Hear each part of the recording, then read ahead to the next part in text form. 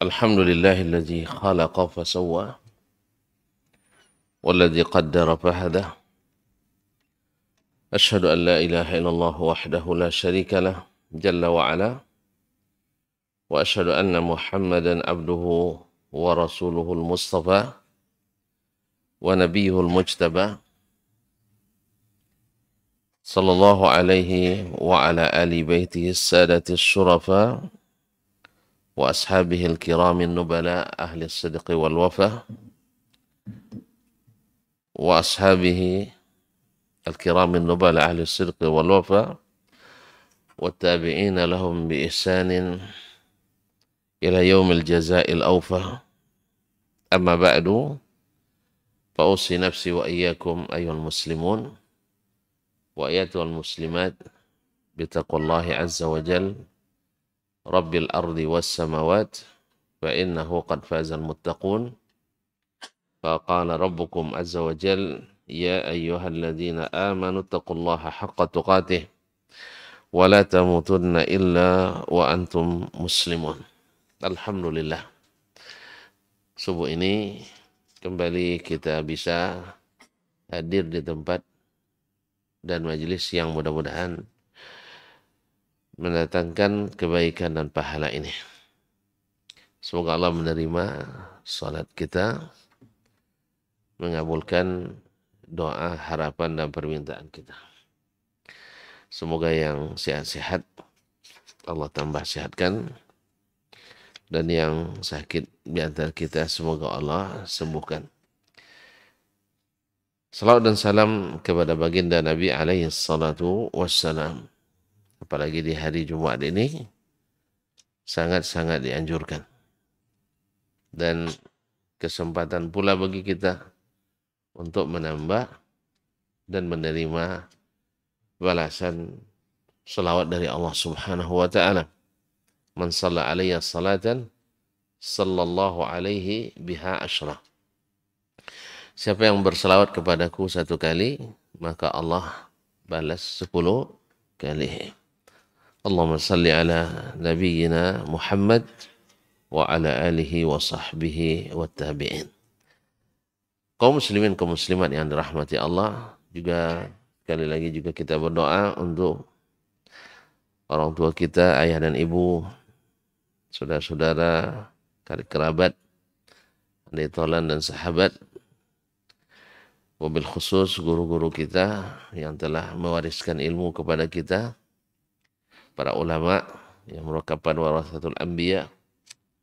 Semoga yang masih hidup Allah berikan karunia sehat walafiat dan selalu dicenderungkan hatinya untuk selalu berbuat taat sampai akhir hayat husnul khatimah hendaknya. Yang sehat seperti tadi mudah sehat, yang sakit mudah disembuhkan.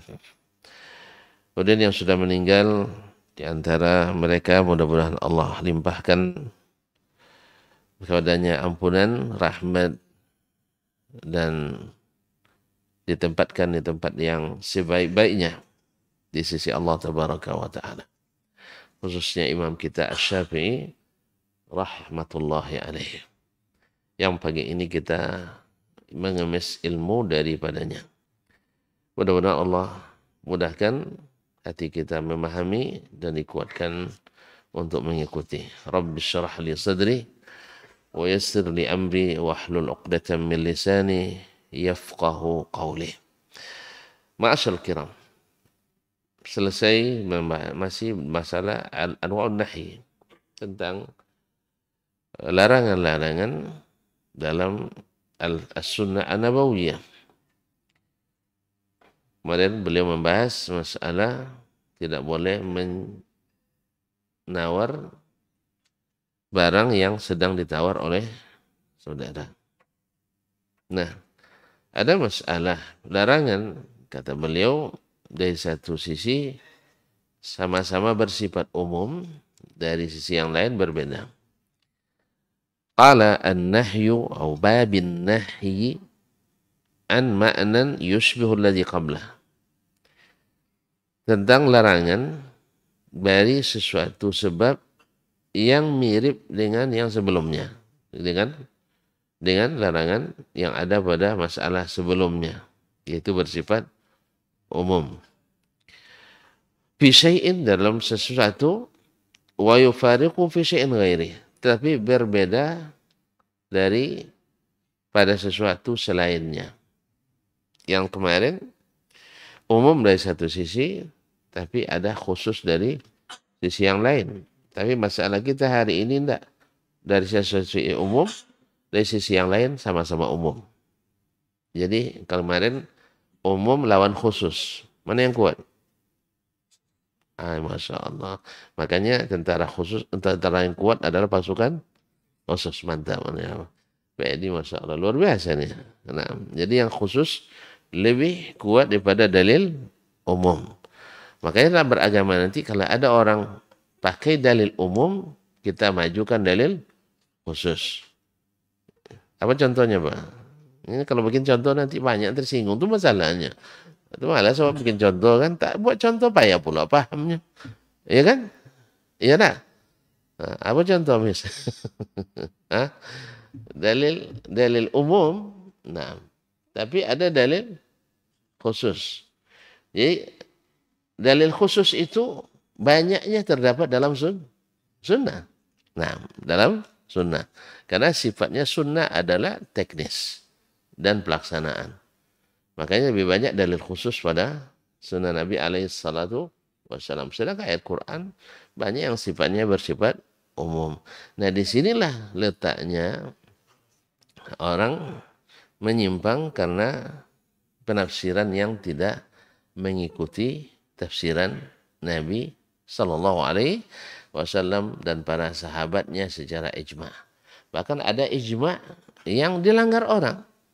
Ijma yang dilanggar orang akibat dalil umum. Perlu contoh juga. Tidak usah lah ya. Ya sekali-sekali tidak nyinggung orang Pak. Bapak nak nyinggung orang terus. Bukan ngaji itu memang begitu. Bukan maksudnya menyinggung. Cuma awak aja yang baperan itu masalahnya. Yang tidak biasa ngaji. Tidak biasa ngaji. Hanya mudah tersinggung. Apa bang? Orang kalau sering minum obat. Tidak biasa minum obat tidak ada masalah. Tapi kalau orang jarang minum obat. Pak polisi aja kadang takut disuntik. Ya, Pak tentara takut kadang disuntik. Ada. Tapi ada orang yang cuci darah tiap 2 kali sepekan. Sekali 2 pekan kan disuntik itu. Tidak ada biasa begini. Nah, padahal mana yang lebih berani, Pak tentara, Pak polisi, atau bapak yang sudah tua nih? Iya, lebih berani yang tua-tua nih. Pak ini Pak anda mulai melawan nampaknya. Beranilah Pak tentara, Pak polisi. Iya, sepeluru yang dihadapinya, Pak. Orang-orang jahat yang harus ditanganinya, sah. Nah, kita orang-orang telaten, perawat. Nah, sah. Perawat kan halus kerjanya, sah. Pas sedang merawat. Pada rumah saya tidak tahu. Kaum muslimin.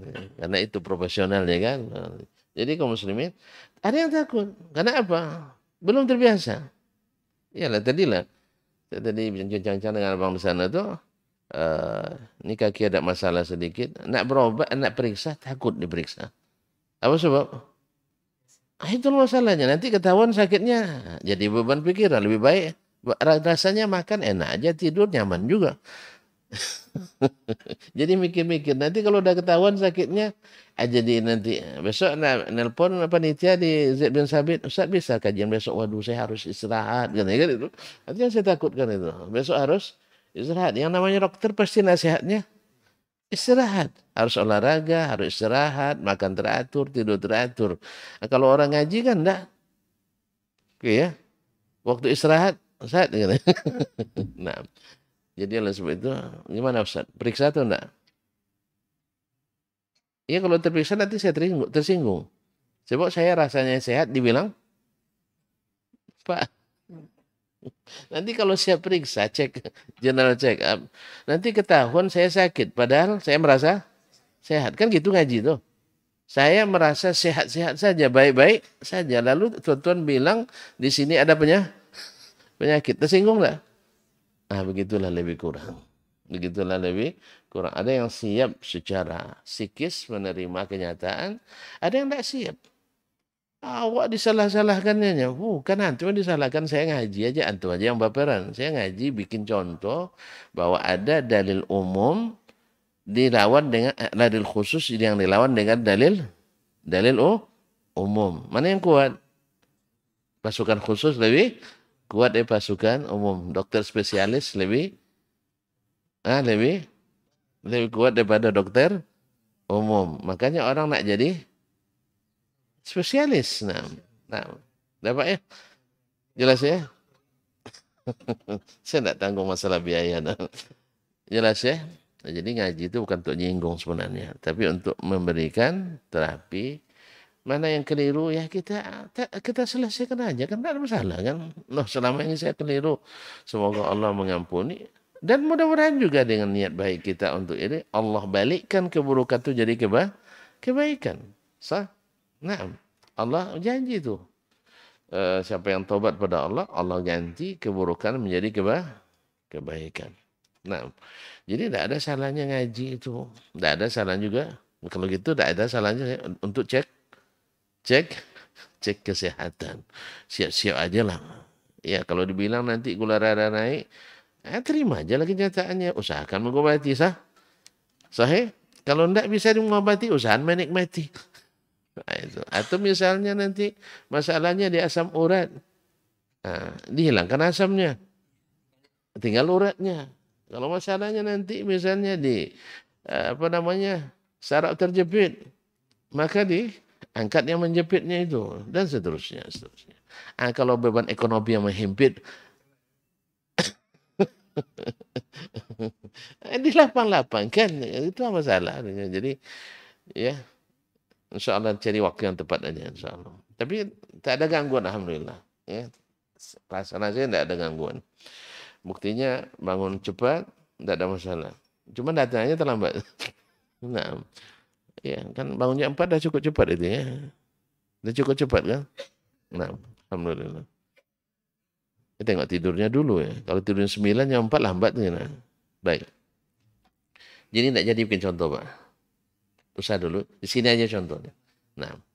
Qala an-nahyu an ma'nan yushbihu alladhi qablahu fi syai'in wa yufariquhu fi syai'in ghairi. Jadi larangan yang mirip sebabnya dengan larangan sebelum masalah ini dan berbeda dari sisi yang lain.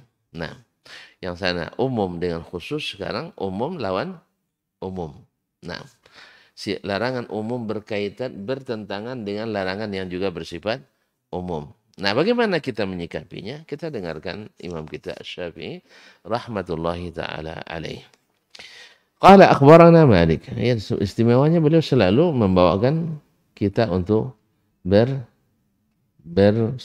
Nah, untuk kepada asar. Akhbarana Malik, telah menceritakan kepada kami Malik ibn Anas ibn Abi Amir Al-Himyari, Abu Abdullah Al-Madani, Imam Darul Hijrah, Imam Al-Madinah di masanya dan sampai hari ini namanya masih menjadi masih bintang yang tertinggi.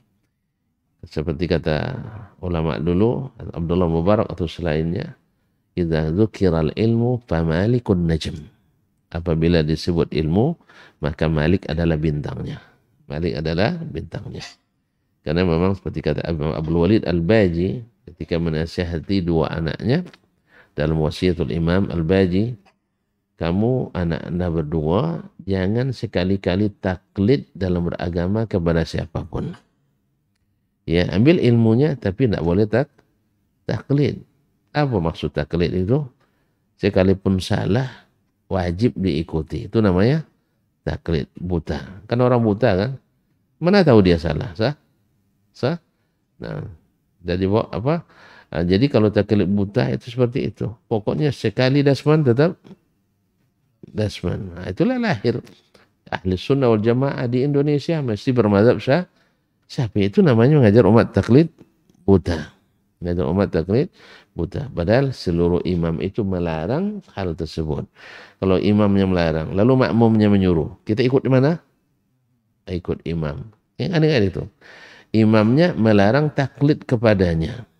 makmumnya memaksa yang lain taklid kepada imamnya. Kita dengar siapa?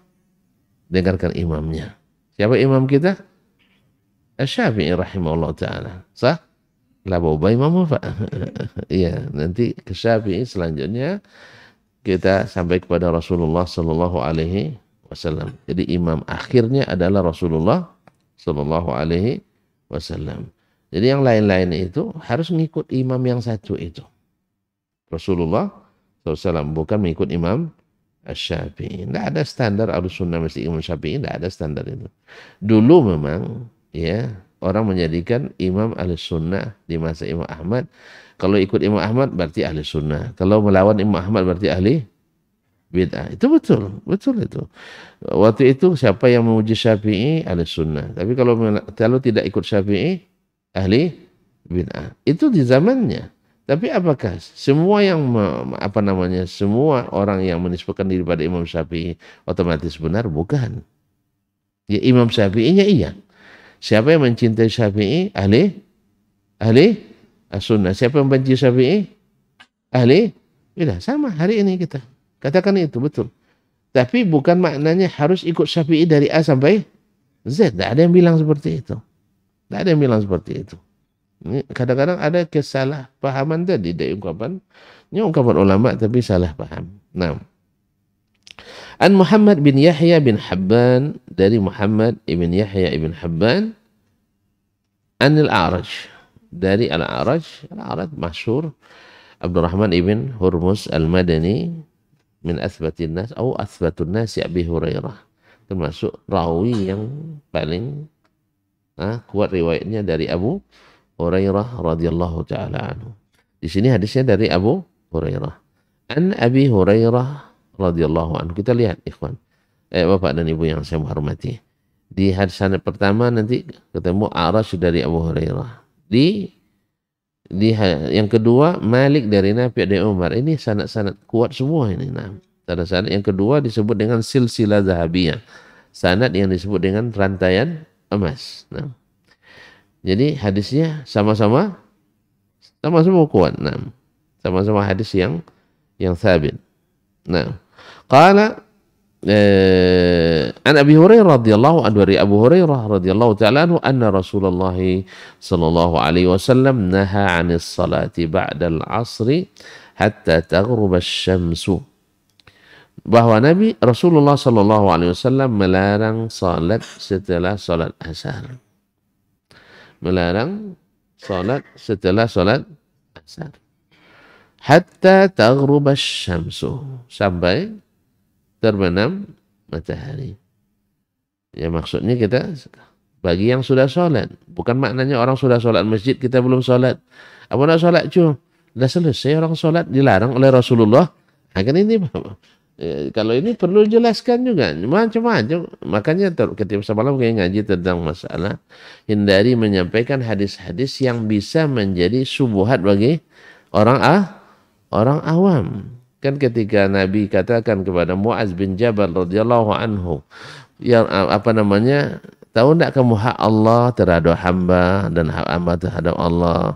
Siapa yang mengucapkan la ilaha illallah Muhammadur Rasulullah masuk surga. Nah, ini hadis bukan tidak sahih, benar. Tapi Nabi tidak usah sampaikan ke masyarakat ini. Sebab tidak disampaikan pun mereka paham, sah. Tapi kalau disampaikan nanti mereka pegang ini akhirnya tidak beramal. Fayattakilu. Itu yang ditakutkan oleh Nabi alaihissalatu wassalam. Sehingga Mu'az tahan dulu sampai menjelang meninggal. Nah, ada munasabahnya, ada atu-atu tuh, atu aji. Ya, atu aji. Ketika dia membaca hadis, nah ini kadang-kadang memang perlu diikutkan dengan belajar, dengan majelis ilmu. Ketika pergi haji, dia baca hadis. Dan hadis yang sahih. Tidak ada ragunya. Siapa satu kali salat di Masjidil Haram sama dengan lebih dari 100.000 kali salat di masjid yang lain. Jadi beliau haji dah 3 kali. Iya, kalau dihitung-hitung diakumulasikan, tahu 3 kali itu 40 hari pergi haji kan. Berarti tidak kurang dari sekitar 25 hari lah dia di Mekah ya. 25 ya, kemarin semalam kami kali-kalikan lah 3 tahun tuh terjumlah 15 juta kali sholat. Dah. Jadi waktu suatu hari orang dah mau qomat maghrib, dia masih ngurus kambingnya. Jadi ditegur oleh anak muda kan biasa lah berani kan. Tuh udah mau qomat tuh. Tersinggung dia, kan masalah itu kan. Tersinggung, kamu kira enggak sholat saya kan itu. Bukan masalahnya, orang mau qomat dia masih ngurus-ngurus itu. Narik-narik kambingnya. Kalau kambing di Arab oke lah enggak pakai tali. Ini kambing kita pakai tali, lama kerjanya waktu itu.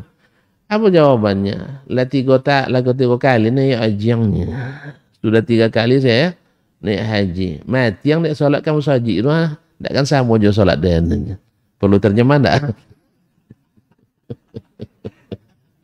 Mampus kamu sholat berulang balik ke masjid kamu tuh enggak kan sama dengan sholat saya. Jadi rupanya sudah dikalkulasikannya. Jadi selama 3 kali haji hasilnya 15 juta kali sholat. Kalau kamu nanti baru kamu bertobat juga katanya. Ada berapa tahun kamu sholat ke masjid? Anggap udah 5 tahun. Ya 10 tahun. Baru itu hitung 200-an ribu baru. Ratusan ribu. Awak 15 juta. Dia ratusan ribu nak melawan pula. Itulah bahasanya. Jadi kadang-kadang hadis itu betul. Tapi bagi orang awam jadi subuhat. Sehingga dia tidak mau lagi sholat ke masjid. Jelas ya. Ada lagi hadis. Orang pergi haji. Nanti pulang seperti barulah lahir, buka lembaran baru. Mantap catatan barunya, lambat isinya. Dibuatnya awalnya sebelum haji hanya ikut judi, pulang haji jadi bandar judi. Allah apa jadi bandar judi Pak Haji? Kan dah habis dosa saya. Dah habis dosa saya. Jadi yang seperti ini kadang-kadang memang tidak usah disampaikan. Apalagi dalam bab ini banyak hadis-hadis sebab padilat ini sehingga orang rajin cari padilat lupa faraid kewajiban.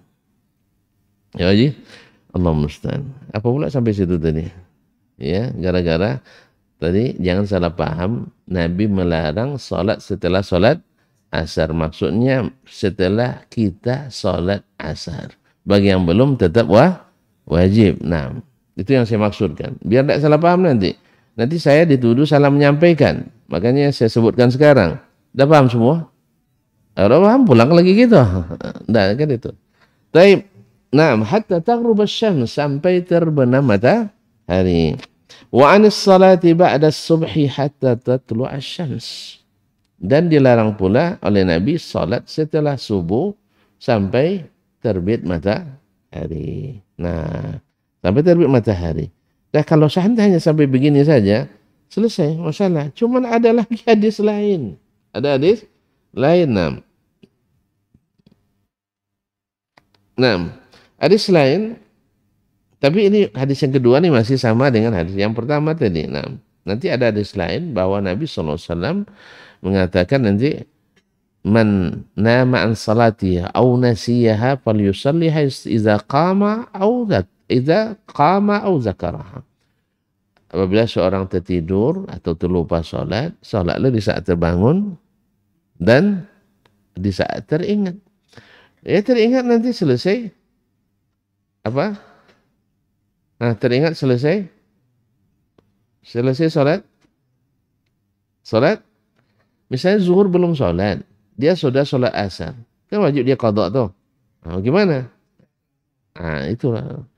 Boleh enggak? Tapi Nabi bilang enggak boleh tadi. Dalil umum, ketemu dalil umum. Umum juga. Mana yang kuat? Nanti kita dengar dulu, jangan. Nah, sama-sama kuat. Tapi ada, nah, kita dengarkan dulu. Nah, kemudian berkata Imam Asy-Syafi'i, akhbarana Malik. Kita beritahukan kepada kami Malik. Sudah kita ketahui tadi ya. An-Nafi' dari Nafi' Maula Ibni Umar. Salah satu dari fuqaha yang 7 di Madinah di masa tabi'in. An Ibni Umar dari Ibnu Umar, Abdullah bin Umar bin Khattab, Abu Abdurrahman Al-Adawi. yaitu salah satu dari 7 sahabat yang paling banyak meriwayatkan hadis dari Nabi sallallahu alaihi wasallam. Wa ahadul abadilatil arba'ah, salah satu dari 4 Abdullah di masa sahabat. Ya, ulama muda di kalangan sahabat yang bernama Abdullah ada 4. Salah satunya ada Abdullah bin Umar. Siapa-siapa mereka? Abdullah bin Abbas, Abdullah bin Umar, Abdullah bin Amr bin Al-As, Abdullah bin Mas'ud radhiyallahu taala anhum ajma'in. Abdullah bin Asman. Naam. Baik. Kaum muslimin dan muslimat, anna Rasulullah sallallahu alaihi wasallam, bahwa Rasulullah SAW berkata, la yataharra ahadukum bis salati inda tulu'is syamsi wala inda ghurubiha. Jangan seseorang mencari-cari salat ketika terbit matahari atau ketika terbenamnya. Jangan dicari-cari waktu salat ketika terbit matahari atau ketika terbenamnya. Artinya dilarang salat pas terbit matahari dan pas terbenam matahari. Makanya ketika ada jadwal syuruk, sebagian masjid ada syuruk, ada isyraq. Saya tidak tahu juga di mana bedanya itu. Karena syuruk dan isyraq sama-sama terbit artinya. Nah, iya, syuruk dengan isyraq sama-sama terbit. Tapi mereka bedakan. Syuruk misalnya jam 6, 12. Nanti isyraq jam 6, enggak, jam 6.22 misalnya. Saya tidak tahu perbedaan itu, saya tidak tahu. Tapi tidak apa-apa lah istilah. Kata para ulama lughah, la musyahata bil istilah. Kalau istilah sama-sama dipahami tidak ada masalah. Nah, sama orang kalau ngaji tasawuf nanti ada istilahnya, ini kita ini jasadnya, ada insannya. Jadi insan itu makna manusia juga. Tadi mana istilah insannya itu. Jadi kita ini ada insannya, ada jasadnya, ada ruhnya. Ruhnya banyak pula namanya, ada lama puruh pula. Kalau mau tahu, bayar. Ada yang mau tahu? Store bayaran.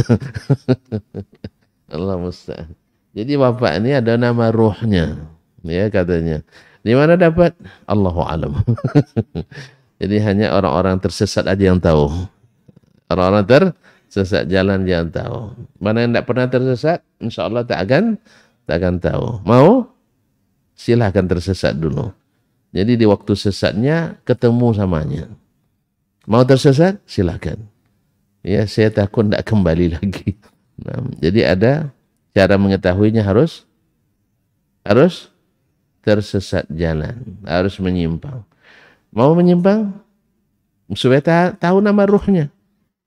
Ini kan mahal, kalau bayar sama orang mahal, lebih baik kita sendiri. Jadi saya tanya sama nenek itu, apa mana insan tuh nek? Itu masuk dulunya yongnya. Masuk dalam apa kelambu ini dulunya katanya kan. Oh, kalau masuk tidak sempat, nenek saya mau belajar ke luar negeri, kalau itu tidak akan tentu dia namanya. Pokoknya insan dengan manusia sama artinya. Insan. Iya, wal asri innal insana lafi khusr. Jadi dulu ketika masuk dulu, masuk kecil-kecil dulu kan. Jadi kalau ada kalajengking atau apa namanya yang kaki seribu ya. Si posan ya. Jadi kata orang tua tidak boleh dibunuh dulu kalau ada yang tidur. Itu insannya itu katanya. Itu insannya. Boleh insannya. Rupanya setelah belajar di pondok, insan itu artinya manusia. Masa kalajengking dibilang manusia. Tapi itulah. Ditanya tidak ada rumusnya. Masuk kaji dulu. Ya, biar tahu masuk dulu. Nak tahu harus masuk terdekat dulu. Iya, masuk terdekat dulu, baru bayat dulu, baru bisa paham. Sama juga. Tuan-tuan nak tahu nama ruh, mesti tersesat dulu. Kalau tidak sesat, tak akan dapat nama ruh itu. Mau? Karena?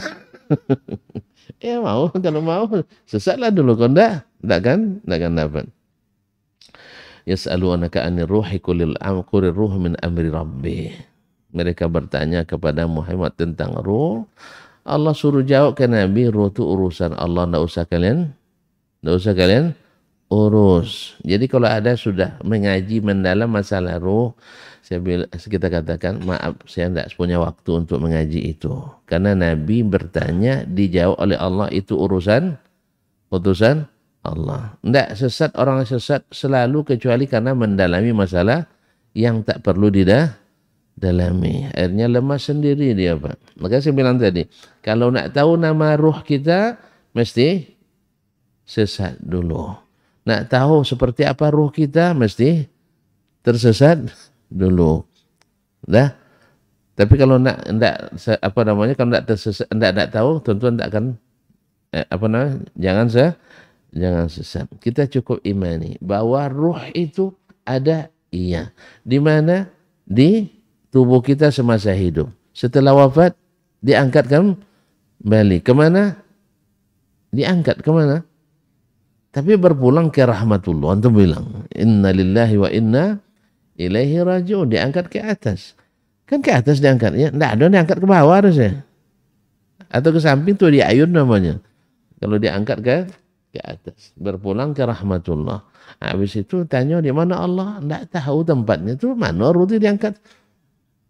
Nya disabutnya diangkat ke rahmatullah. Oh, rahmatullah itu ada di mana-mana. Makanya banyak ruh yang gentayangan. Gara-gara Allah di mana-mana. Karena ruhnya tidak tahu diletakkan di mana. Ya kan? Angkat ke atas, ternyata tidak di atas. Angkat ke utara, tidak pula di utara. Karena dia tidak bertempat. Itu akibat daripada akhirnya dah jelas disuruh begini. Angkat aja ke atas, banyak pula tanya kita. Kan itu. Akhirnya tidak jadi diangkat kan. Akhirnya gentah. Itulah yang akibat daripada keyakinan-keyakinan yang keliru itu. Kan Allah bilang angkat. Kemana angkat? Ya Allah katanya. Iya jelas angkat ke atas. Nah, kemana? Ke rahmatullah. Yalah Pak ya. Makanya dalam keyakinan Pak Edi kan tidak ada roh bergentayangan kan? Tidak. Yang ada roh bergentayangan karena Allah tidak bertempat, itu masalahnya. Akhirnya malaikat bingung mau diantar kemana roh itu. Padahal dalam hadis, dalam apa jelas sekali bahwa diangkat ke atas. Nah, jelas ya. Antum rohnya mau diangkat kemana? Ke alamat yang tidak jelas. Nanti jadi roh arwah gentah. La ilaha illallah Muhammad Rasulullah. Baik, jangan mencari-cari waktu salat ketika terbit dan ketika terbenam. Ini gara-gara syuruk dan isyraq tadi nih. Maka sehingga sering pula jemaah bertanya, apa beda syuruk dan isyraq Ustaz? Buka kamu coba. Syaraqas syamsu dengan asyraqatis syamsu, ini adalah bab yang zaid dengan mujarrad maknanya sama. Asyraqa dengan syaraqa maknanya sama. Ya sih? Nah. Kaum muslimin dan muslimat dirahmati Allah SWT. Kemudian berkata Imam Asy-Syafi'i rahimahullah, akhbarana Malik, telah menceritakan kepada kami Malik, yaitu Malik ibn Anas, tadi sudah, an Zaid ibn Aslam, dari Zaid bin Aslam, an Atha ibn Yasar, dari Atha ibn Yasar al-Madani, an Abdullah as-Sunabihi, dari Abdullah as-Sunabihi, Abdullah bin Abdurrahman as-Sunabihi masyhur, anna Rasulullah sallallahu alaihi wasallam qala, bahwa Rasulullah sallallahu alaihi wasallam berkata, inna syamsa tatlu'u wa ma'aha qarnus syaitan. Ya, wa ma'aha qarnus syaitan. Sesungguhnya matahari itu terbit bersama tanduk syaitan. Fa idza irtafa'at faraqaha. Apabila dia sudah terbit sempurna dan naik, dia tinggalkan. Thumma idza stawat qaranaha. Kemudian apabila dia berada di tengah-tengah langit, maka dia ikut lagi. Nah, dekati. Fa idza zalat faraqaha. Apabila tergelincir matahari, dia tinggalkan. Thumma idza danat lil ghurubi qaranaha. Kemudian apabila hampir terbenam, maka dia dekati. Fa idza gharabat faraqaha. Dan bila terbenam, dia tinggalkan kembali. Wa naha Rasulullah sallallahu alaihi wasallam anis shalah fi tilka sa'at. Dan Rasulullah sallallahu alaihi wasallam melarang salat pada waktu-waktu yang 3 itu. Berarti sudah berapa waktu yang dilarang salat? Di hadis 1 dan 2, 2 waktu. Sah? Nah, 2 atau 3? Nah, 2. Baik. Hadis 1 dan 2 yaitu 3 lah. Nah, setelah subuh, sah. Setelah asar, kemudian di saat terbit, di saat tenggelam. 4 lah di hadis 1 dan 2. Mudah sekali hilangnya. Nah, kemudian yang kelima, di saat matahari tegak. Berarti di hadis ini disebutkan 3, di hadis yang 2 disebutkan 4. Sah? Hasilnya 5. Masa 3 tambah 4, 5 hasilnya? Karena ada yang sama. Masya Allah. Masih jalan matematiknya. Nah, 4 tambah 3 harusnya kan 7 kan? Cuman yang 2 sudah disebutkan di hadis yang 4 tadi. Atau hadis 1 dan 2. Dah, sudah hafal ya? Dilarang sholat setelah terbenam. Salah. Dilarang sholat setelah terbit. Salah.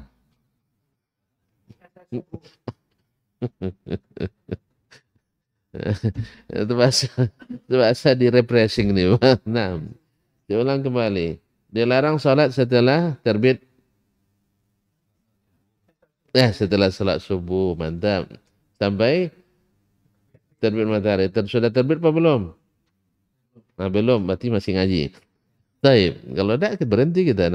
Yang kedua, sampai apa? Sampai sempurna terbitnya. Sah? Yang kedua dilarang pas terbitnya. Pas terbitnya. Alasannya tadi terbit di antara 2 tanduk syaitan. Bukan syaitannya ke matahari, tidak. Dia sengaja, ibaratnya selfie dia. Iya, dicari. Kan ada orang bisa kan? Selfie di belakangnya matahari seolah-olah di atas kepalanya. Bisa? Nah, ini udah bisa jadi setan ya. Jadi dia sengaja memposisikan diri matahari itu di antara dua tanduknya. Nah, jadi dia iringi terbit matahari dengan berada di posisi itu. Makanya wallahu alam, sebagian ada yang mengatakan mentasbihkan foto-foto itu dengan cara-cara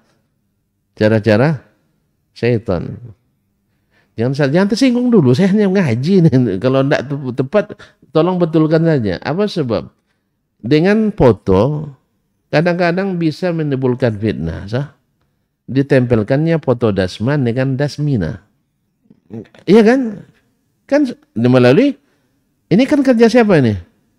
Kerja syaitan. Iya Pak? Ketika melamar, dibuatnya foto, Masya Allah, lebih cantik daripada bintang film. Tapi setelah bertemu ternyata banyak bintang gemintangnya. Dan ini kan juga pengelabuan ya. Jadi oleh sebab itu, makanya ada yang bilang foto itu adalah bagian dari kerjaan setan. Jangan tersinggung dulu. Jadi banyak foto kerjaan setan. Karena tidak sedikit gara-gara foto orang ingin bergaya, memamerkan kecantikannya, memamerkan auratnya. Akhirnya menjadi cara syaitan untuk menyesatkan. Sah? Berapa banyak foto yang diunggah, yang kadang-kadang tidak diminta, dia timbul-timbal sendiri. Kan tidak pernah minta kan? Tidak minta, tiba-tiba datang sendiri dia. Astagfirullah. Kan itu jadinya. Na'udzubillah. Maka disebutnya sebagai tanda cara setan. Itu terjemahkanlah sendiri. Ya. Kan saya bilang ada yang mentasbih. Foto itu seperti kerjanya setan. Jadi dia selfie dekat matahari. Nah. Jadi ketika setiap terbit matahari, dia berada di posisi itu. Kata ulama menyebutkan sehingga orang yang beribadah seolah-olah beribadah kepada syaitan. Karena di waktu itu datangnya. Demikian juga sudah berapa? 2 Pak ya? Ketika pas terbit. Ketiga pas sedang tegak lurus di atas kepala kita sebelum tergelincir. Dia sertai lagi. Kemudian setelah sholat asar sampai terbenam matahari. Dan yang kelima, pas waktu terbenamnya itu. Itulah hikmahnya, wallahu alam, kenapa anak-anak kita di waktu tengah hari jangan biarkan berkeliaran di luar. Atau ketiga, pas terbitnya, dan ketika pas terbenam matahari. Selepas itu, silakan. Wallahu ta'ala. Kaum muslimin dan muslimat ni rahmati Allah SWT, karena takut juga nanti pas mereka lihat terbenam matahari nampak syaitan olehnya. Ya, syaitan tu kalau nampak aja bikin orang, kalau bahasa kita tasapuh, tertegur oleh syaitan, na'udzubillah. Jadi kaum muslimin dan muslimat, ini 5 waktu yang dilarang oleh Nabi secara umum. Baik. قال الإمام الشافعي رحمه الله فاحتمل النهي من رسول الله صلى الله عليه وسلم عن الصلاة في هذه الساعات معنيين. Maka larangan Rasulullah SAW salat di waktu-waktu ini kemungkinan karena 2 sebab atau 2 makna. Atau mengandung dua makna. Makna pertama, ahaduhuma wa huwa a'ammuhuma. Makna pertama adalah, dan dia yang lebih umum, an takuna salawatu kulluha, bahwa semua salat wajibuha alladhi nusiya wa nima anhu wa malazima wajhi min alwujuhi minha muharraman fi hadis saat. Bahwa semua salat yang wajib, termasuk yang dilupakan, maksudnya terlupa, wa nima anhu, atau orang tertidur karenanya, wa malazima wajib minal wujuh, atau yang wajib karena sebab, di antara sebab-sebab yang mewajibkan, seperti tahiyatul masjid misalnya, muharraman fi hadis saat, diharamkan pada waktu-waktu yang 5 ini. La yakunu li ahadin ayyusalliya fiha, tidak boleh seorang pun salat pada waktu yang 5 ini. Walau shalla lam yuaddi dzalika anhu ma lazima min as-salah. Kalau salat juga maka tidak sah salatnya dan tidak gugur kewajibannya. Tidak sah salatnya dan tidak gugur kewajibannya. Misalnya Bapak salat zuhur pas matahari di atas kepala kita. Ya, sah salat? Tidak. Harus diulang? Iya. Nah. Kama yakunu qad qaddama salatan qabla dukhuli waqtiha lam tujid anhu, sebagaimana dia mendahulukan salat sebelum masuk waktunya. Sekarang dia melakukan di waktu yang dilarang. Waktu dilarang sah apa tidak? Sah apa tidak? Tidak. Ya. Kalau belum waktunya belum dibolehkan. Misalnya orang puasa ya sebelum Ramadan masuk atau sebelum pasti Ramadan masuk, boleh? Enggak kan? Tapi sudah ada kalender abadi, Ustaz. Kalender abadi ini bikin masalah ini. Ya, sebab Nabi nanti kalau sudah begitu tidak ada lagi yang namanya ayyamus syak, hilang lagi satu sunnah. Kemudian ada lagi nanti tidak ada taharril hilal, yaitu mencari-cari hilang lagi satu sunnah. Oleh sebab itu, supaya hilang sunnah tidak hilang, jangan lakukan bid'ah. Ini kan bid'ah lawannya. Kalau biar tidak hilang sunnah, jangan lakukan bid'ah. Jelas? Ini kan buat kalender abadi ini untuk urusan agama adalah bid'ah. Tapi urusan kantor, antum a'lamu bi umuri dunyakum. Tapi kalau urusan agama, Nabi katakan sumu li ru'yatihi wa aftiru li ru'yatihi. Apalagi sudah dinukil ijma' bahwa yang namanya hisab tidak dianggap cara syar'i. Ya, makan ikan marah Pak. Udah mulai wangi Pak. Enggak jadi. Nah, sudah ijma' ya ulama ya, seperti yang dinukir Al-Zajjaj,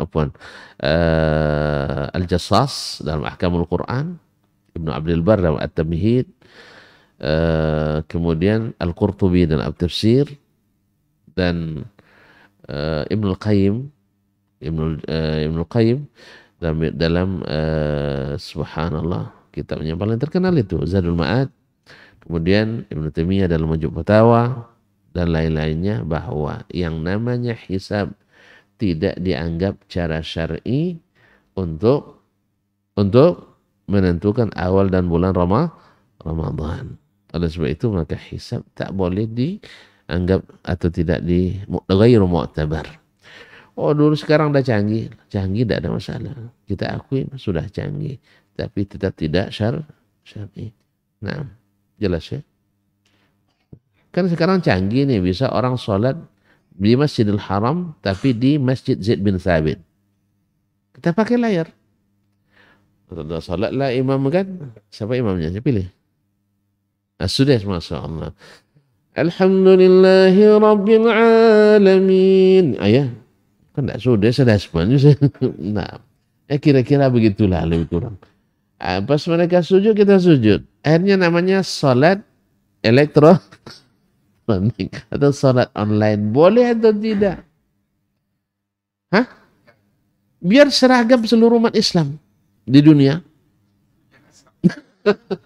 Itu makanya ikhwan. Alasan saudara-saudara kita, pakar-pakar itu supaya jemaah seluruh dunia puasanya sama, rayanya sama. Alasannya dulu tidak secanggih sekarang kita sudah canggih. Maka saya bilang, biarlah canggih, tapi tetap tidak syar'i. Kita tidak mau melanggar ijma' para ulama sebelumnya. Tapi jangan tersinggung Pak Edi ya. Apa ahli hisab? Ya gitu. Apa Pak ahli hisab? Saya dulu sudah belajar hisab juga, tapi karena tidak digunakan, ya sudah kabur gitu. Ya kabur dia, lari dia. Karena memang ilmu itu kalau digunakan tinggal, kalau tidak dia tinggalkan kita. Ya kalau diamalkan dia tinggal, kalau tidak diamalkan dia tinggalkan kita. Tapi kalau antum mau ngajar saya, insya Allah 2 hari, insya Allah balik lagi. Ada yang mau ngajarkan saya? 2 hari saja. Hah? Antum tidak siap ngajar saya 2 hari. Saya sudah 10 tahun lebih. Kaum muslimin. Hanya 2 hari lagi saya belajar hisab lagi. Hisab tidak berguna, ada gunanya. Saya bilang tadi kalender abadi untuk dinas, untuk tanggal merah dan sebagainya, tidak ada masalah. Kemudian untuk membantu, untuk mendekatkan kapan ru'yah mesti dilakukan, tidak ada masalah. Bukan tidak berguna, yang salah paham pula. Antum tidak paham, tidak tahu nilai dari sebuah ilmu. Tahu saya, cuma Nabi tak menilainya untuk masalah haji dan untuk masalah puasa dan haji. Dah itu aja maksud saya. Masa Nabi tidak menganggap, antum anggap sendiri. Oh ada dalilnya. Tadilah balik ke dalil umum, bertentangan dengan dalil khusus. Mana yang kuat? Kopassus sama Kostrad? Saya tidak tahu Kostrad. Cadangan ya. Kostrad, strategis ya, komando strategis. Mana lebih kuat ya? Kopassus apa? Nah, Kopassus kata beliau. Jangan diadu-adu, jangan diadu-adu. Nah, dua-duanya kuat, tapi khusus lebih kuat. Dan untuk misi-misi khusus. Jelas kaum muslimin dan muslimat dirahmati Allah Subhanahu wa taala. Jadi ada dalilnya. Semua bid'ah itu ada dalilnya, tidak ada yang tidak berdalil tuh. Semuanya ada dalil. Jangan bilang asal ada dalilnya tidak bid'ah. Ada dalilnya. Yang dimaksud oleh ulama asal ada dalilnya tidak sebut bid'ah, dalil yang benar. Bukan sembarang dalil. Tapi kalau sembarang dalil, enggak, itu tetap tidak dalil namanya. Masa dalil mandi dijadikan untuk dalil wudhu, kan tidak pas kan? Iya enggak? Dalil makan dijadikan dalil untuk berobat, kan tidak pas kan? Iya. Dalil mandang digunakan untuk dalil mendengar, kan tidak masuk kan? Tidak paham. Nanti paham di sini. Jadi kaum muslimin dan muslimat, apalagi dalil khusus bertentangan dengan dalil umum, yang khusus lebih kuat. Allah musta'an. Pulang kita. Pulanglah dulu ya. Ya tuan-tuan sudah terlalu serius. Jadi kalau udah serius takut saya. Nah, jadi kalau gitu kita cukup sampai di sini dulu.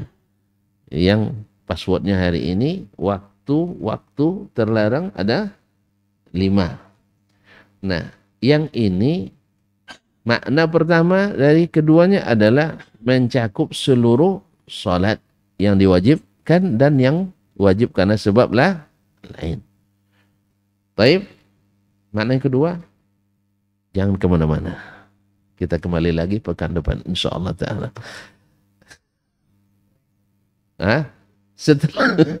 Setelah yang satu ini.